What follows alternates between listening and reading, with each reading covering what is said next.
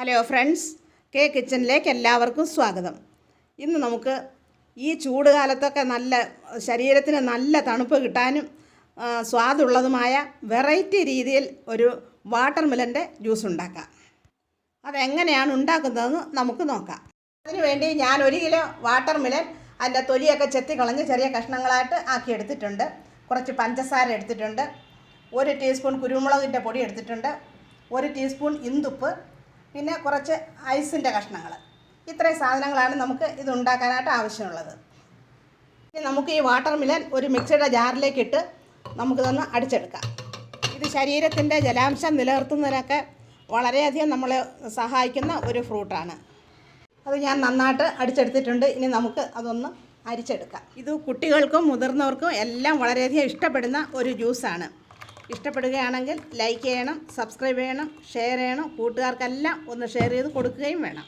അപ്പോൾ ഞാനത് നന്നായിട്ട് അരിച്ചെടുത്തിട്ടുണ്ട്. ഇനി നമുക്ക് അതിലേക്ക് ആ കുരുമുളകിൻ്റെ പൊടി അതിലേക്ക് ഇട്ട് കൊടുക്കാം, ഇന്ദുപ്പിട്ട് കൊടുക്കാം. പിന്നെ നമ്മുടെ ഇഷ്ടമനുസരിച്ച് നമുക്ക് പഞ്ചസാര ഇട്ട് കൊടുക്കാം.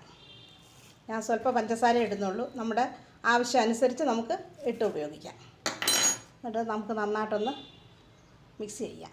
ഇതിൽ വിറ്റാമിൻ സി ആണ് അടങ്ങിയിരിക്കുന്നത്. ഇതിൽ 90% ജലാംശം ഉള്ള ഒരു ഫ്രൂട്ടാണ്. നമ്മുടെ ശരീരത്തിൻ്റെ വെയിറ്റ് കുറയ്ക്കുവാനും ഒക്കെ ഇത് വളരെയധികം നമ്മളെ സഹായിക്കുന്നതാണ്. നമുക്കതിലേക്ക് ഐസിൻ്റെ കഷ്ണങ്ങൾ ഇട്ട് കൊടുക്കാം. നമ്മളതിൽ ഇന്ദുപ്പും കുരുമുളകിൻ്റെ പൊടിയും ഒക്കെ ചേർത്തതുകൊണ്ട് വളരെയധികം നല്ല ടേസ്റ്റുള്ളതാണ്. പിന്നെ നമുക്ക് ഇഷ്ടമാണെങ്കിൽ സ്വല്പം നാരങ്ങ നീര് കൂടി ഒഴിക്കുകയാണെങ്കിൽ അതിൻ്റെ ടേസ്റ്റ് ബാലൻസ് ചെയ്യാനൊക്കെ വളരെ നല്ലതാണ്. ഞാനത് ചേർത്തില്ല. ഇഷ്ടമുണ്ടെങ്കിൽ നമുക്കത് ചേർക്കാം.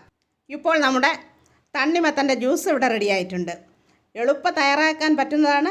എല്ലാവരും ഇതൊന്ന് ഉണ്ടാക്കി നോക്കണം. വളരെ ടേസ്റ്റുള്ളതാണ്. ഇനി നമുക്ക് ഒരു നല്ല വെറൈറ്റി വീഡിയോയുമായി നമുക്ക് അടുത്ത ബുധനാഴ്ച കാണാം. വീഡിയോ കണ്ടതിന് താങ്ക് യു.